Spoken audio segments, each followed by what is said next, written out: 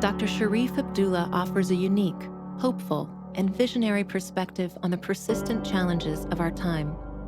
His perspective is shaped by his urban upbringing of poverty and violence, his Ivy League education, and his work with impacted communities in America and in 45 countries around the world. His spiritual outlook is rooted in the consciousness of dozens of religions, faith traditions, and spiritual practices. Sharif offers this unique viewpoint, helping us chart a course that explains where we've been, where we are now, and how we get to a positive future that works for all living beings. Hello, Sharif here. And today I want to talk to you about the recent political actions that have been taking place in Washington, D.C. There's a lot been taking place. I'm going to do this in two installments, this video and the one to follow it. It's kind of hard to figure out what to call this thing. I've seen all sorts of different references to it. Some called it a riot, some call it a mob action. But I think the thing that holds both the truth of the matter and the gravity of the matter is to refer to this as an insurrection. Around the world, when political leaders stand up and advocate the overthrow of an established political system, that's generally referred to in various terms like insurrection or sedition or treason. So I think we need to call this thing what it is. The first thing I want to talk to you about, though, is that I've talked to you about this already. I've been talking to you about this for years. I've been talking to you about this for decades. We've kind of gotten around to the point where I can say, I told you so. I don't want to do that. That's not one of the goals of my life, is to be proven right in these dire times.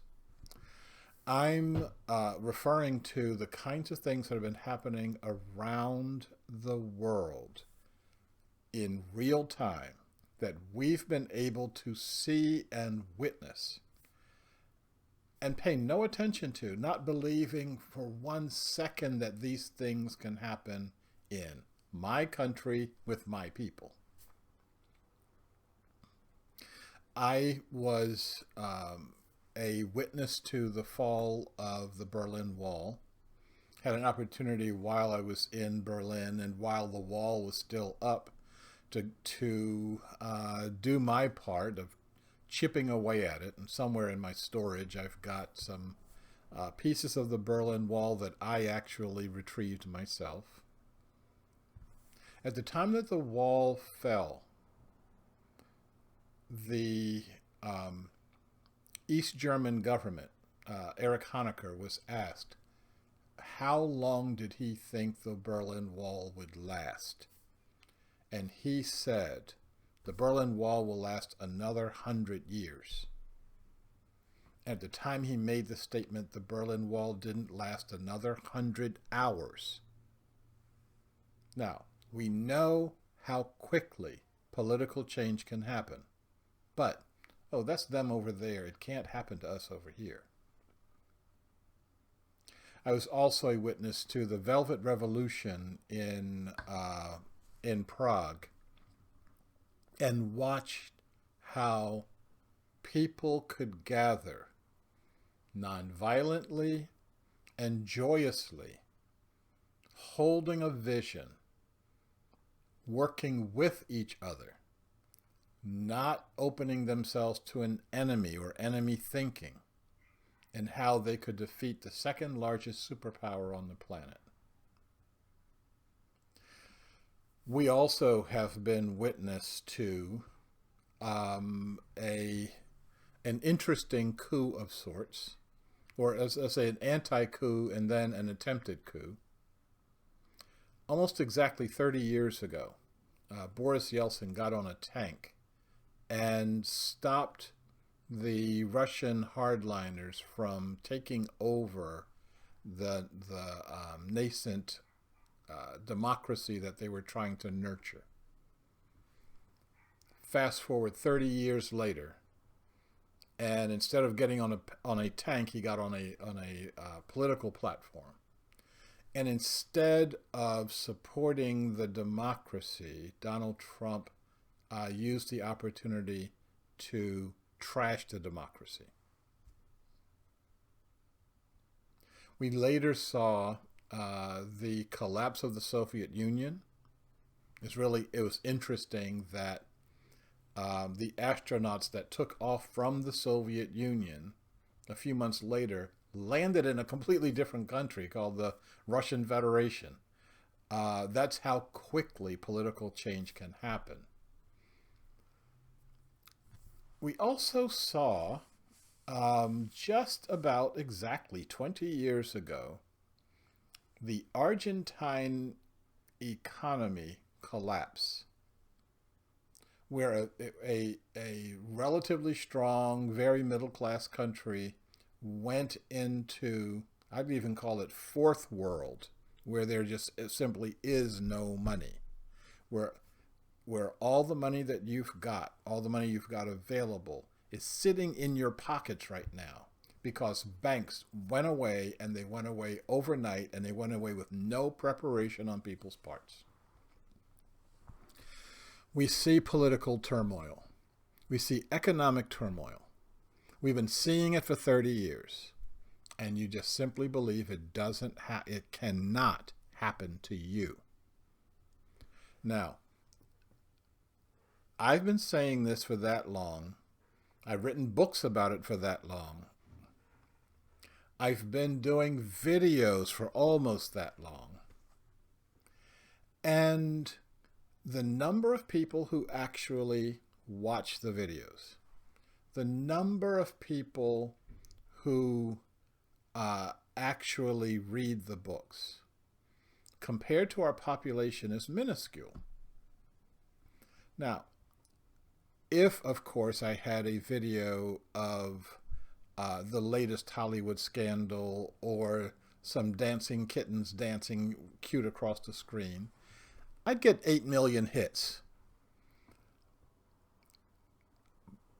It's not because people don't care.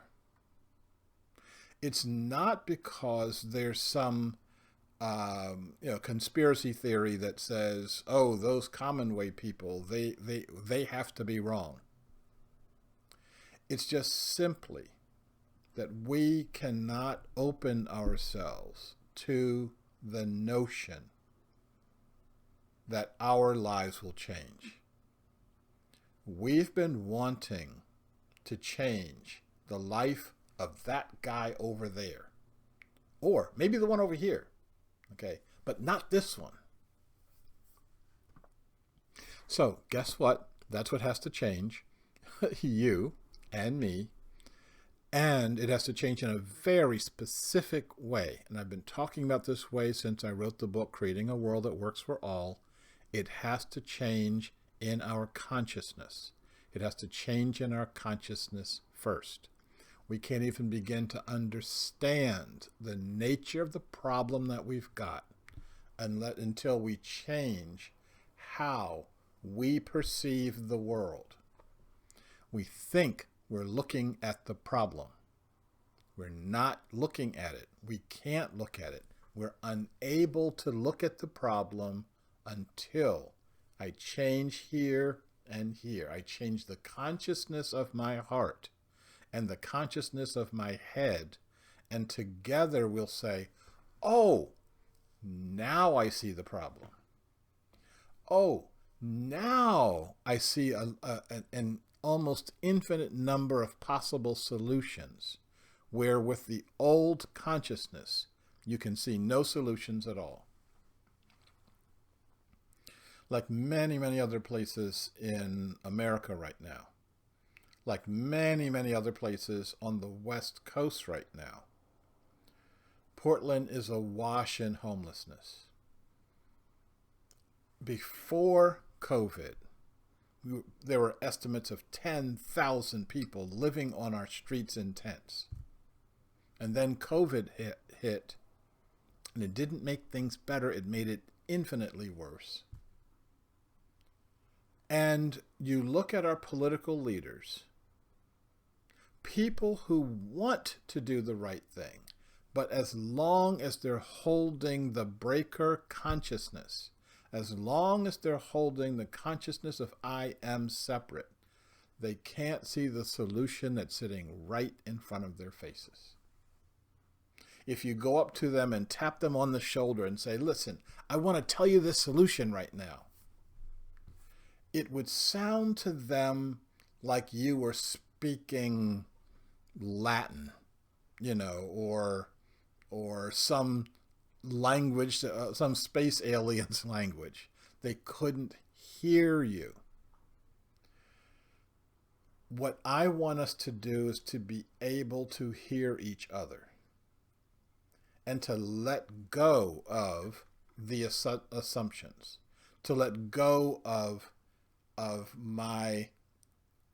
the narrow thinking that's been encouraged and even forced on me by living in a breaker society, and open myself to my values, open myself to my vision, and open myself to a whole new way of doing the world. Now, it's there, it's right in front of our faces, but I have to be able to say, I'm looking at this, but I'm not sure I really see it. I'm looking at this, there is a solution here, and I'm going to open myself to being able to see it. For me to start talking to other people, is there some other way for us to look at this situation? And when you start that kind of a conversation, things start opening.